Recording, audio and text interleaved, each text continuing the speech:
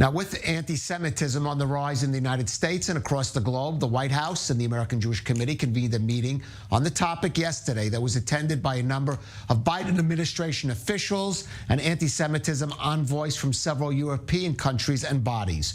Our senior U.S. correspondent Mike Wagenheim was there and filed this report from the U.S. Capitol. Well, it wasn't all that long ago that American Jewry was urging the European continent to take the matter of anti-Semitism more seriously, including the appointment of special envoys across the continent to deal with the issue. Well, on Tuesday at the White House, those same envoys traveled from Europe to meet with Biden administration officials to try to start to root out the rising problem of anti-Semitism here in the United States. It was very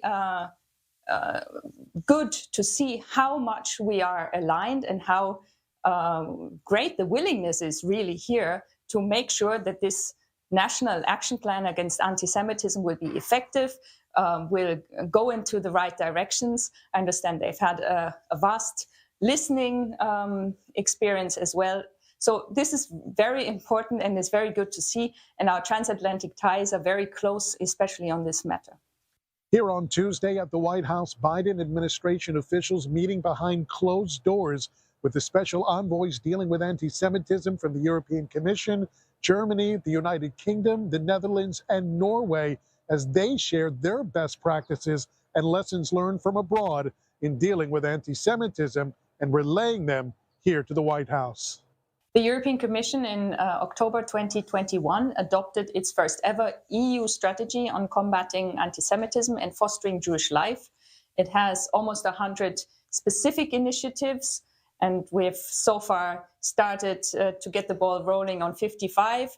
It covers the whole range of anti-Semitism online, education, Holocaust remembrance, security, and really the heart of it is to foster Jewish life, to make sure that Jews in Europe can go about their lives in line with their religious and cultural traditions and also free from fear. So the discussions very much went around these areas. Strategy is to have a clear identification of what anti-Semitism is, a benchmark, which is the international definition, the IRA definition, and getting the Jewish students and the Jewish staff in the middle of things, using them as the interlocutors, and dealing with it inside the university, dealing with it so that it's straightforward.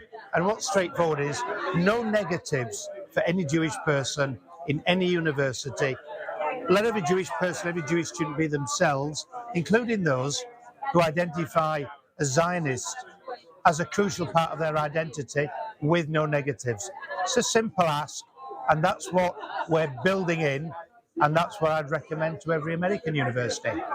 Tuesday's meeting here at the White House was facilitated by the American Jewish Committee, one of a number of American Jewish organizations in talks with the White House to try to develop a plan to combat anti-Semitism. Second Gentleman Doug Emhoff, the Jewish husband of Vice President Kamala Harris, held a roundtable discussion here at the White House with American Jewry on December 7th. A few days later, the White House announced an interagency task force to deal with the issue. Representatives from some 30 government agencies and bodies met here at the White House on February 6th to try to get the ball rolling. This meeting today, a part of that process as well, though the White House says there's no definitive timeline to announce a plan to combat anti-Semitism nationwide. Reporting from the White House, Mike Wagenheim, I-24 News.